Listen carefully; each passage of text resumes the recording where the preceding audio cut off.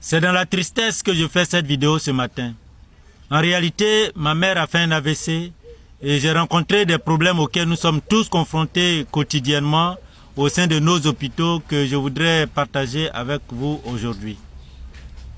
Le premier problème que j'ai rencontré est le suivant. Quand on m'a appelé du village pour me dire que ma mère a fait un AVC, je l'ai fait venir d'urgence dans une ambulance à Abidjan. Une fois à Abidjan, je suis allé dans une clinique et la clinique m'a demandé de payer une caution de 2 millions pour l'admettre. Donc, si votre malade est dans un cas grave et que vous n'avez pas beaucoup d'argent, on va le laisser mourir comme un poulet. N'ayant pas pu payer la caution de la clinique, le deuxième problème auquel je vais être confronté au CHU d'Angré est le suivant. J'arrive avec elle, on me dit qu'il n'y a pas de place. Alors, nos hôpitaux publics fonctionnent un peu comme des véhicules de transport en commun, tels que les Gbaka. Souvent, il y a la place, souvent, il n'y a pas de place. Et quand on vous dit qu'il n'y a pas de place, on ne s'occupe plus de vous. Vous pouvez mourir, ce n'est pas leur affaire. Et quand vous mourrez, on va quand même accepter de mettre le corps à la morgue parce qu'il il faut payer. Deuxième cas de non-place, au CHU de Cocody, il y a un jeune gars qui a fait un AVC à Bangrou, à plus de 200 km d'Abidjan. L'ambulance est venue d'urgence avec son corps au CHU de Cocody. Arrivé là, on dit qu'il n'y a pas de place. Et les parents devraient aller voir au CHU de Treichville s'il est à la place. Je ne sais pas si ce jeune est mort ou si on a pu sauver sa vie. Troisième cas, il y a 2 jeunes qui ont été poignardés à Yopougon, mortellement. On voulait retirer leur téléphone, ils se sont opposés et ils ont reçu des coups de couteau dans le ventre avec les intestins dehors. Ils sont venus avec les 2 d'urgence aux urgences de CHU de Cocody. On a accepté un, le deuxième on dit il n'y a pas de place, il est décédé. C'est triste. Au-delà, après le CHU d'Angré, j'ai pu avoir une place au CHU de Cocody. Une fois au CHU de Cocody, j'ai constaté que les examens médicaux, même un examen de sang, doivent se faire en dehors du CHU de Cocody.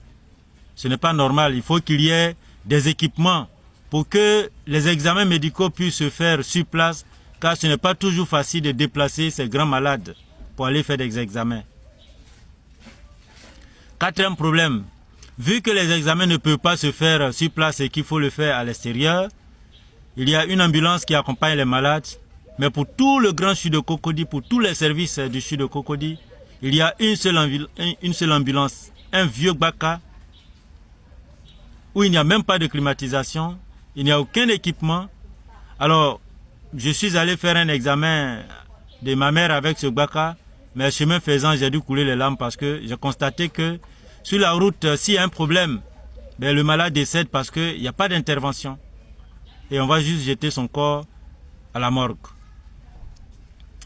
Problème 4. Il s'agit de l'accueil. Il nous revient constamment que certaines sages-femmes insultent copieusement nos mamans à l'accouchement à telle enseigne qu'elles n'ont plus le courage de tomber enceinte. Aussi, dans le service au 10e étage, quand ma maman était sur un lit d'hôpital, dans ce service, les infirmiers essayaient de faire une perfusion, ils n'y arrivaient pas. L'aiguille est placée dans la chair et son bras s'enfle considérablement. Je vais solliciter le service d'un médecin, un certain docteur Nguessan, pour voir s'il peut aider à faire la perfusion. Il a osé me dire que lui, il est médecin, qui ne fait pas de traitement. Alors, j'espère que quand sa mère ou l'un de ses parents tombera malade et qu'il faudra faire une perfusion, il laissera les infirmiers faire la perfusion, puisque lui, en tant que médecin, il ne fait pas de traitement. Au-delà, dans ce service, il y a une maman qui a été admise d'urgence, qui avait fait un AVC, qui était sur un lit à côté de ma mère. Ses enfants sont allés, ils sont revenus un jour après. La maman est restée sans soins parce que les parents n'étaient pas là pour quoi que ce soit. Elle est décédée. C'était triste. Au 10e étage, il y a 2 respirateurs pour les cas de réanimation. Il y a un qui fonctionne très bien, le deuxième est très défaillant. On a même pris sparadrap pour coller au mur. Alors il y a un papa très grand de taille qui était en train d'être réanimé. Et parce que le respirateur ne marche pas, ce papa est décédé. Ça faisait pitié. Aussi, il faut dire que il y a un malade qui devrait recevoir un soin. Il y a un infirmier qui devrait lui faire une injection, un produit que je crois qu'on appelle insuline. Il faut prendre juste un peu. Alors il a rempli la seringue. Quand il a piqué la maman, elle a commencé à mourir et les médecins couraient de partout pour sauver sa vie. Pendant les 45 jours que ma mère a fait dans ce service au 10e étage, où se trouvent les cas d'AVC ischémique, c'est-à-dire les cas d'AVC où il y a eu une veine bouchée au niveau du cou, je n'ai pas vu de médecin de garde.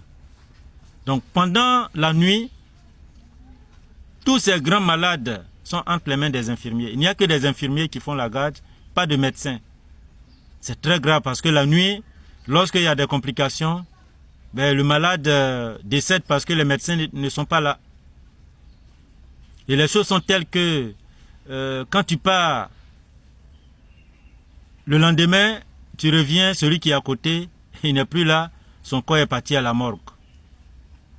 Si tu as pu trouver ton malade, vraiment, c'est avec beaucoup de chance.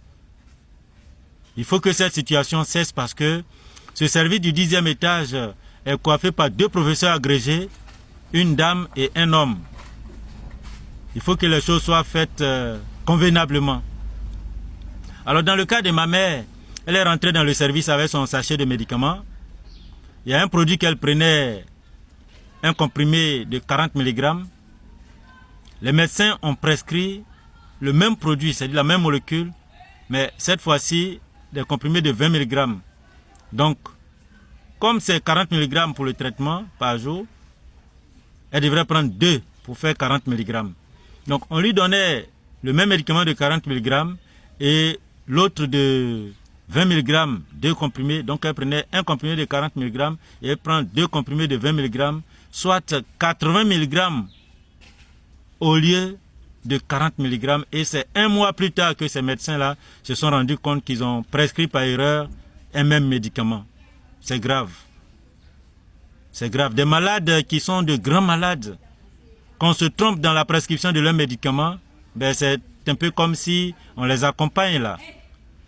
Alors, il faut que le ministre de la Santé prenne des dispositions pour essayer de voir de près ces problèmes qu'il y a au niveau de nos hôpitaux pour que on puisse y aller en toute sécurité. Parce que les choses ne vont pas bien, ceux qui ont les moyens préfèrent aller à l'étranger, soit dans un pays d'Afrique ou en Europe pour des soins. Or, si tout fonctionne bien au sein de nos hôpitaux, que ce soit un ministre, que ce soit le président, que ce soit un député, on va tous se soigner sur place. Une vie égale à une autre vie. Faisons en sorte que nos hôpitaux fonctionnent comme il se doit. Et quand on parle de médecins, il y a des médecins qui sont très professionnels, qui font leur travail consciencieusement, qui respectent les protocoles et les standards attendus pour les soins. Ceux-là ne sont pas concernés. Mais il y a certains qui ont des comportements tels que vraiment, ils n'ont pas leur place dans le domaine de la santé. Peut-être qu'ils y sont allés pour de l'argent, mais il faut qu'ils se reconvertissent ailleurs parce que ils font trop de victimes. Et c'est très malheureux. À bientôt pour une prochaine vidéo.